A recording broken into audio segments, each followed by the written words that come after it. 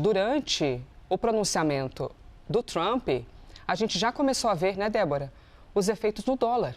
O dólar já vem numa queda que já está surpreendendo, então, não sei o quê, menor cotação em não sei quantos meses. E foi a quanto depois dessa fala do Donald Trump? O Ibovespa bateu um recorde, enquanto o dólar caiu para o menor valor em 15 meses. Essa galera do mercado financeiro deve ter infartado na hora desse pronunciamento, hein? Bem-vinda, Débora. Na verdade, soltaram foguetões ontem, né? Ah, é? Essa situação. Foi uma alegria. Foi uma alegria, porque foi um alívio, né? A possibilidade da gente conseguir, finalmente, negociar com a Casa Branca, negociar com Donald Trump esse tarifaço, Elisa. Porque até então, com todas as... Aliás, pelo amor de Deus, né, gente? Eu é que não disse bom dia. A pessoa chega aqui, né? Mas eu é que não disse bom dia. Bom dia. Bom dia, minha querida. Bom dia para todo mundo. Theo, Clarissa, bom dia a todos que estão nos acompanhando. E aí eu também já venho ali do CNN Money, já estou aqui, né, desde as 7 horas da manhã. Já dou bom dia aqui para todo mundo. Então, o que acontece, Elisa? Até então, nessas tentativas de negociação com os Estados Unidos, estava muito claro que tudo esbarrava quando chegava na Casa Branca. Por quê? Todos os interlocutores ouviam exatamente isso. Depende da Casa Branca. É a Casa Branca que tem que decidir. E quando a gente tem Donald Trump dizendo assim, vou encontrar com o presidente, com o líder brasileiro e a gente vai conversar na semana que vem, isso abre, ou seja, é a senha que o mercado esperava, é a senha que os interlocutores, a relação internacional, que a diplomacia brasileira, que os empresários dos setores brasileiros estavam esperando para conseguir destravar nas negociações. Esse é o principal ponto positivo. E aí a gente teve, obviamente, esse recorde do real ontem, do dólar ontem aqui no Brasil, com a menor cotação em mais de um ano. Porque aí os investidores falam assim, opa, o negócio aliviou, vou me dispor mais ao risco, acabou vendendo mais dólar, tendo mais dólar ali no mercado e automaticamente se arriscando mais, comprando mais bolsa, que fez o Ibovespa quase chegar nos 147 mil pontos. Mas, em contrapartida, fica uma cautela e uma preocupação. Diante de tudo que a gente já vem falando aqui, do que a Clarissa mencionou, o Theo estava mencionando, trata-se de uma pessoa, de um líder como Donald Trump, que é muito incerto, que causa muita incerteza. Por que a gente tem tido tanta preocupação em relação ao tarifaço, né? E na semana passada eu conversei em entrevista para o CNN Money, eu conversei com Carlos Prates, que é o diretor aqui da Moody's Brasil.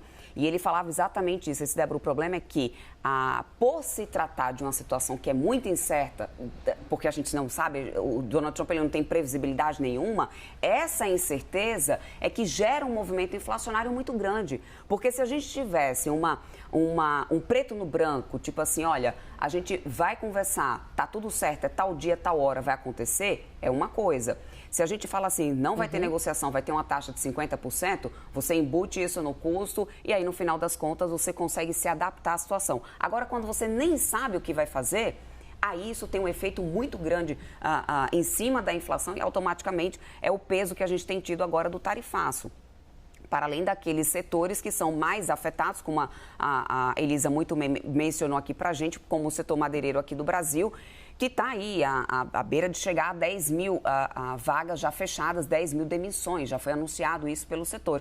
Então, é uma chancela, é um sinal verde, isso valorizou bastante o nosso real frente ao dólar. Só para atualizar vocês agora, nesse momento, a gente tem o dólar subindo 0,31%, está cotado a R$ 5,29, mesmo com a alta de tanto do que caiu ontem. É normal a gente ter uma alta um dia após a queda do que aconteceu, obviamente, isso acontece até no movimento de correção e, além disso, hoje tem uma maior valorização do dólar lá no mundo inteiro, né, diante de outras moedas. Então, tem um movimento de alta, mas é um movimento importante, antes de mais nada, mas com bastante cautela. Não dá para poder criar expectativas, é o que alguns setores, inclusive, estão dizendo, criar muita expectativa de que a gente vai conseguir, por exemplo, ampliar aquela lista de exceções, que a gente vai conseguir anular o tarifaço. Não dá para poder a gente cravar isso agora, porque, no final das contas, trata-se de Donald Trump. De novo, a incerteza e a imprevisibilidade diante de tudo isso é o que tem, por exemplo, motivado essa cautela por parte da diplomacia brasileira,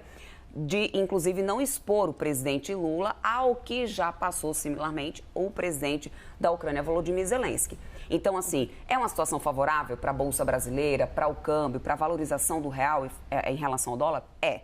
Mas é algo que também requer cautela diante da incerteza e previsibilidade que a gente tem quando se trata de Donald Trump. Essas paixões avassaladoras costumam ter prazo de validade, Elisa, a gente sabe muito bem disso. Subiu a serra às vezes, né? Então, o amor de verão fica para trás. Então, não dá para poder a gente acreditar que daí vai sair um casamento já agora, né? Então, é importante a gente ter uma certa cautela, foi uma das coisas que eu mais ouvi de ontem para hoje.